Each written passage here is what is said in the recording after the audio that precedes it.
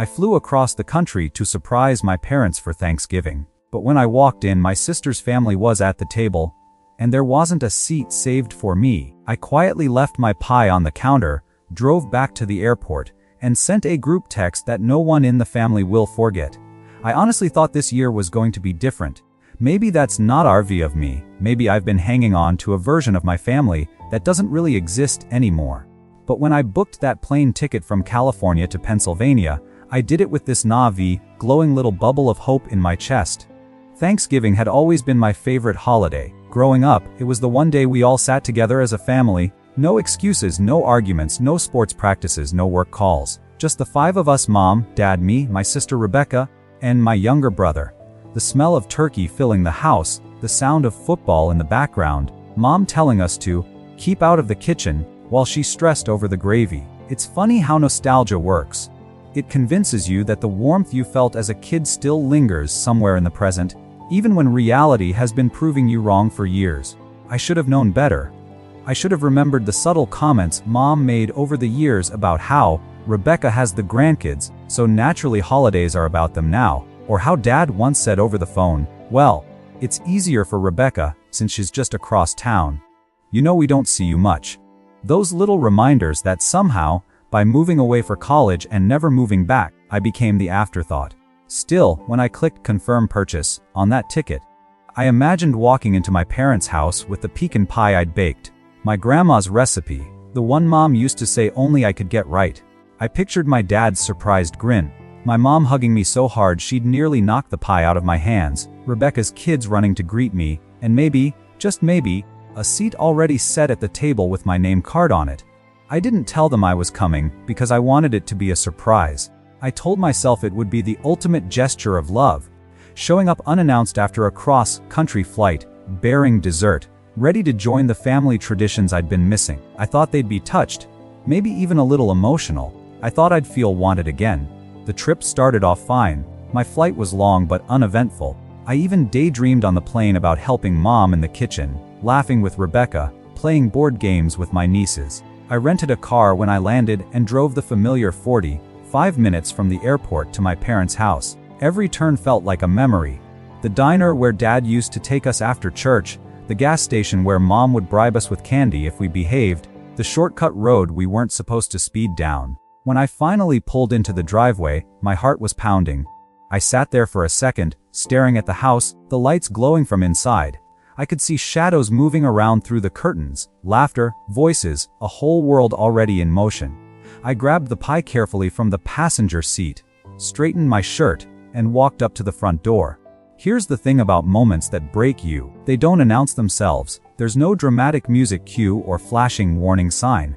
They arrive quietly, disguised as ordinary seconds. When my dad opened the door, I waited for his face to light up. Instead, there was a flicker of confusion. Not joy, not shock, not even annoyance, just confusion. Like he'd forgotten he had another child. Hey, he said, glancing behind him. What are you doing here? I laughed nervously, shifting the pie in my hands. Surprise! I flew in for Thanksgiving. I wanted to spend it with you guys. He hesitated, then stepped aside to let me in. Well, come in, I guess. The warmth I'd been expecting, it wasn't there. Instead, I walked into a house already bursting with people. But not for me. Rebecca was at the dining table with her husband, their 3 kids, and even his parents. The table was full, plates, glasses, centerpieces, food steaming under foil. And not a single empty chair. Rebecca looked up, her face tightening almost imperceptibly before she forced a smile. Oh, you're here? Yeah, I said, my voice small, holding up the pie like it could justify my existence. I thought I'd surprise everyone. Her husband barely nodded. Her kids gave half-hearted waves before returning to their tablets. My mom finally came out of the kitchen, wiping her hands on a towel. She froze when she saw me, then sighed. An actual sigh. You didn't tell us you were coming. I wanted it to be a surprise, I repeated, my throat dry. Mom glanced at the table. Well, we're already kind of settled. There's not really a spot. I felt my stomach drop. I looked at the table again, counting. 8 chairs, all full. Rebecca's in-laws, who I didn't even know that well, were comfortably seated, plates already piled with food. My parents hadn't thought to leave room for me. I wasn't just an afterthought. I wasn't a thought at all. I stood there, clutching my pie, trying to mask the humiliation crawling over my skin. I'd flown across the country, rented a car, driven here with this glowing fantasy in my head, and there wasn't even a seat for me. Mom cleared her throat, almost awkwardly. Why don't you, maybe sit on the couch for now? We'll figure something out after. The couch. Thanksgiving dinner, on the couch. Like I was some distant cousin who dropped by uninvited. I glanced at Dad, hoping for some pushback, but he was already pouring himself another drink, pretending not to notice. Something inside me just snapped. I smiled tightly, walked to the kitchen, and set the pie down on the counter. Here, I said, my voice eerily calm. I'll just leave this here. Rebecca muttered a quick, thanks, before turning back to her kids. No one stopped me as I grabbed my coat. No one asked me to stay. No one scrambled to pull up a chair or shift things around. I was invisible. I walked out the door, pie less, family less, and drove back to the airport in silence. But the story doesn't end there. Because on that long, lonely drive back, an idea began forming in my head. Something quiet, something calculated. Something that would remind them, all of them, exactly who they had brushed aside that night. The drive back to the airport was a blur. It was like my body was on autopilot, hands gripping the wheel, eyes on the road, but my mind somewhere else entirely. The silence in that rental car felt louder than the laughter I'd left behind in my parents' dining room. I kept replaying the scene in my head, my mom's sigh, my dad's indifference, Rebecca's fake smile, the table with no empty chair. Every detail seared itself into my memory. I don't know if you've ever felt truly invisible in a place where you were supposed to belong, but it's suffocating. I was their child, their firstborn. I wasn't some distant acquaintance dropping by uninvited. And yet, the moment I walked in, the air shifted, like I disrupted something I had no right to be part of, like I was intruding in my own family's home. By the time I parked the car in the rental lot, anger had started bubbling under the surface of my humiliation. I dragged my suitcase out of the trunk and wheeled it across the cold pavement, muttering to myself. How could they not even pretend to be glad to see me? How could they prioritize Rebecca's in-laws over their own child? How could my mom, suggest I sit on the couch like some kid's friend crashing the holiday? The airport was half empty by the time I made it back. Most flights were done for the day, so I checked into a cheap hotel across the street instead of scrambling for a red-eye back to California. Sitting alone in that dingy room with beige curtains and a humming air conditioner, I stared at my phone. I had text notifications from work friends wishing me a happy Thanksgiving, from an old roommate sending me a meme. Nothing from my family. Not a single, "Where did you go?" or "Come back, we'll make room." Nothing. I didn't cry. I thought I would, but I didn't. Instead, something colder took root in me. The realization that if I didn't make a statement, if I didn't force them to see what they'd done, I'd always be the forgotten one. And that thought, it scared me, but it also lit a fire in me. I opened the photo album on my phone. I had a picture I'd taken in the kitchen when I set down the pie. It wasn't staged, just a quick snap out of habit, like, look, I made this from scratch again. The pecan pie sat on the counter, untouched, with the crowded table in the background. Plates full of food, kids laughing, Rebecca's in-laws chattering happily, and me not there. I zoomed in on the table. Every seat was taken. Every seat except the one that didn't exist for me. That picture was going to say what I couldn't. I spent hours drafting and redrafting a message. I didn't want to sound petty. I didn't want to sound whiny. I wanted to sound deliberate, precise. I wanted every relative, aunts, uncles, cousins, grandparents, to understand that I had shown up, pie in hand, heart on my sleeve, and had been dismissed like an inconvenience. I wanted them to feel the weight of my absence, the shame of what had happened. The message I finally wrote said this: I flew across the country today to surprise Mom and Dad for Thanksgiving. I brought a pie, like I've done since I was 12. But when I got there, every seat at the table was full, for Rebecca, her husband, her kids, and even his parents. There wasn't a chair saved for me. Mom suggested I sit on the couch, so I left. The pie is on the counter if anyone cares. I'm at the airport hotel now. Happy Thanksgiving. And then I attached the picture. My hands shook as I added every family member into the group text, the whole extended family. Dad's sisters, Mom's cousins, even that one aunt who always overshares on Facebook. I hovered over the send button for a long time, my thumb sweating against the screen. Then I pressed it. Within minutes, my phone buzzed, and buzzed, and buzzed. At first, it was shock. What? They didn't save you a seat. You flew in all that way. Why wouldn't they tell us you were coming? Then came the anger. That's cruel. You're their child too. Unacceptable. I can't believe they prioritized Rebecca's in-laws over you. Some messages came directly to me. Others in the group. A few cousins even called. I ignored the calls, sitting there on the stiff hotel bed with the phone vibrating beside me. I didn't want to talk, I just wanted them to know. About 30 minutes later, my mom called. I stared at the screen until it stopped ringing. Then Dad. Then Rebecca. I didn't answer any of them. If they hadn't cared enough to notice my absence when I walked out of their house, they didn't get to demand explanations now. Instead, I scrolled through the messages flooding in from relatives. A couple of them were defending my parents, saying maybe it was a misunderstanding, maybe I should have told them I was coming. But most of the family was firmly on my side. One of my uncles wrote, "If my kid showed up from across the country, I'd make them the head of the table. No excuses." I felt vindicated. For the first time in years, I wasn't the one quietly swallowing disappointment. I wasn't the one making excuses for them. I was shining a light on what they'd done, and everyone could see it. But with that vindication came something else: dread. Because now, the family dynamic had shifted. The silence I'd lived with all these years was broken, and once you tear down that wall, there's no rebuilding it the same way again. When I finally lay down in that stiff hotel bed, my phone still buzzing every few minutes, I realized I had started a chain reaction that couldn't be undone. And deep down, part of me wondered if I wanted to undo it at all. The next morning, my phone felt like it had a life of its own. Notifications were exploding in every direction. Group texts, private messages, missed calls. I had to silence it just to think straight. I hadn't expected such a rapid response, and part of me was still buzzing with adrenaline. Part of me was nervous. This wasn't just a holiday mishap anymore. This was a full-blown family crisis, and I was in the middle of it. The messages were intense. Some of my aunts and uncles were livid. They demanded explanations from my parents, and not in a gentle, "What happened?" way, but in a way that made it clear they were ready to side with me. Some cousins were genuinely shocked, saying things like, "How could they let this happen? You're their child. This is insane." I sat there, staring at the messages, amazed. No one had ever defended me like this before. Usually, I was the one brushing off the cold glances, the dismissive comments, the little exclusions. Now, everyone else seemed outraged for me. Meanwhile, the responses from my parents were defensive and scattered. My dad texted me first, trying to explain, "It's not what it looks like. We didn't know you were coming. It was a misunderstanding." My mom's texts were more carefully worded, almost formal. "Are sorry you felt excluded. It was not intentional."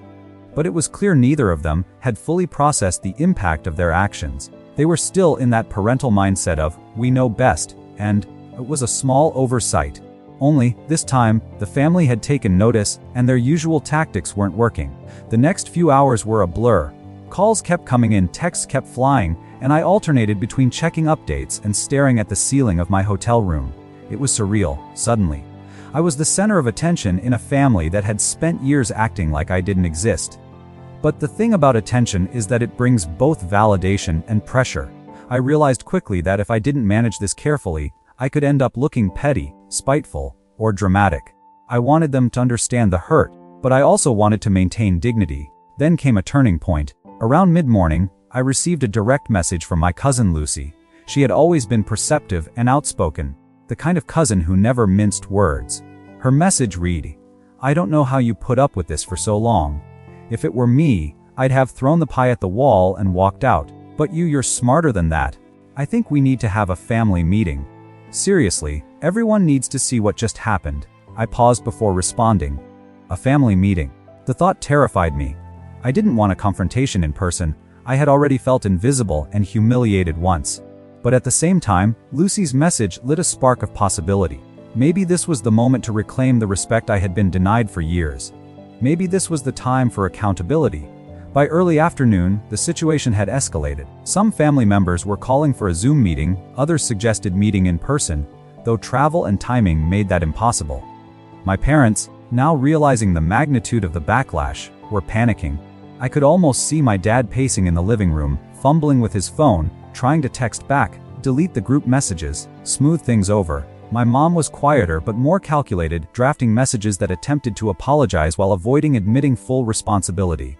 I sat back, letting it all unfold. Part of me felt guilty for causing the drama, but a stronger part of me felt a strange sense of empowerment. For once, I wasn't the invisible child, the one everyone overlooked. For once my voice, or at least the evidence I had provided, was forcing everyone to pay attention, and in that attention there was power. Later that day, I received a message from Rebecca. Her tone was defensive and irritated. "You made a huge scene. It's Thanksgiving, not a trial. You could have just stayed and eaten on the couch. Why did you have to drag everyone into this?"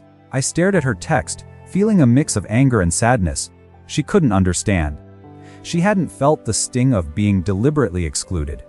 She didn't know what it was like to fly across the country, thinking you were coming home, only to find you weren't even considered.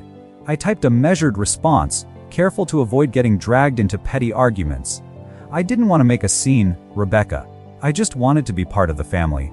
I guess you don't see why that matters, but it does. I didn't send it immediately. Instead, I saved it and focused on the bigger picture, the family conversation that was now inevitable. By evening, the group chat had reached peak chaos. Relatives were divided, some insisting I was right and my parents had messed up, others trying to mediate. And then, in a move I didn't fully anticipate, my parents called a family Zoom. They wanted to explain themselves, apologize, and try to repair the damage. I almost didn't log in. The thought of seeing their faces, of sitting through excuses and rationalizations, was exhausting. But I also knew I couldn't back down now. The Zoom meeting was tense from the start. My dad opened with a flustered explanation about miscommunication, while my mom tried to frame it as unintentional oversight. Both were polite but defensive. I could see it in their expressions. They were realizing, finally, that their actions had consequences beyond the immediate household.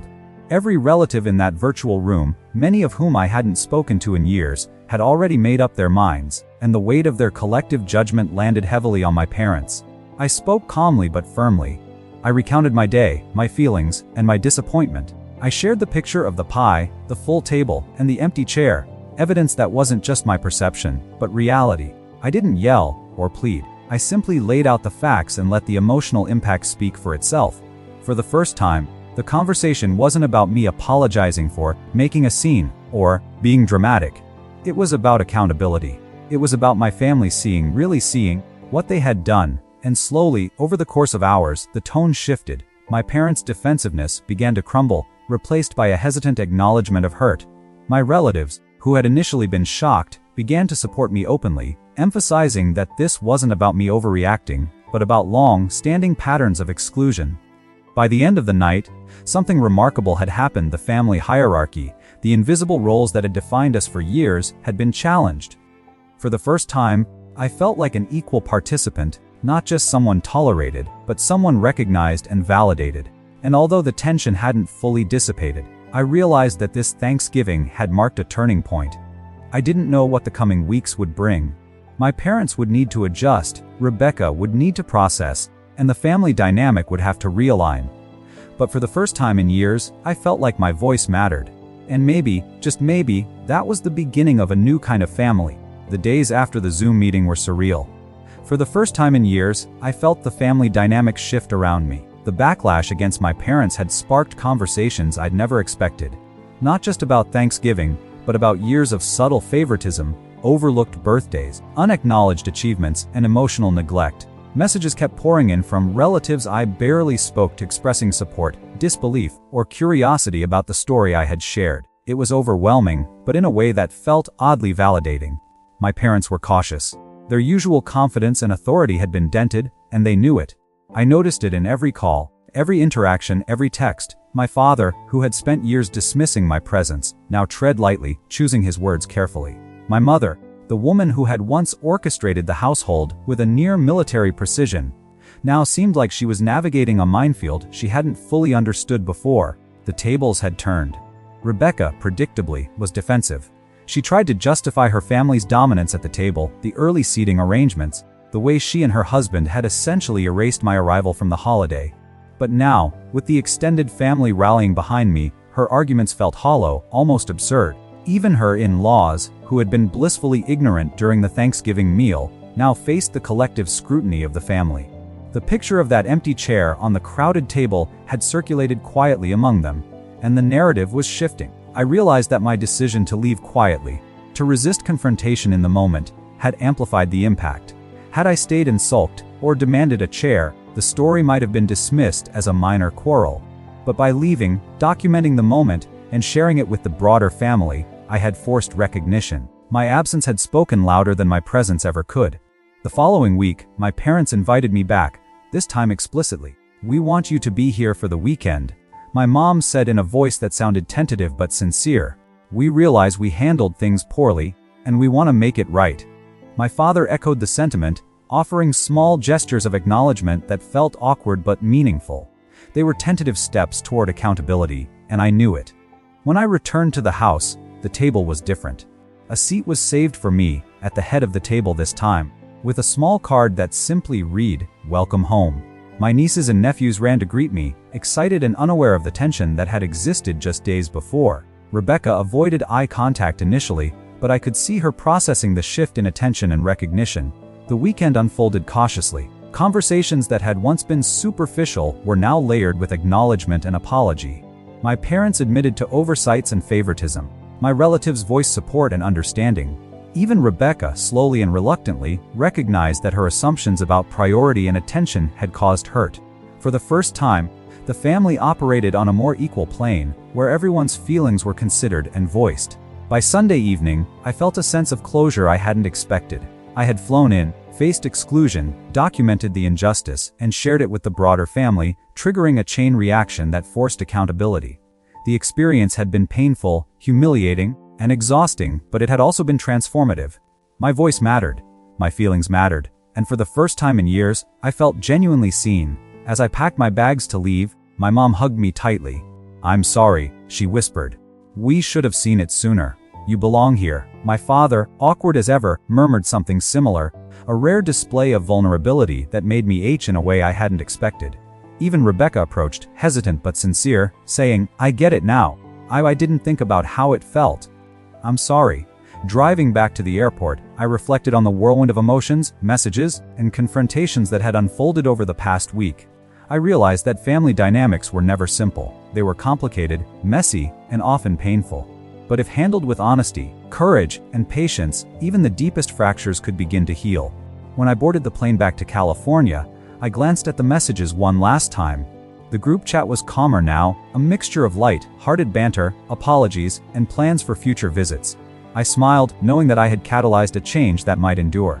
The Thanksgiving I had once dreaded had become a turning point, a story of accountability, recognition, and the courage to demand to be seen.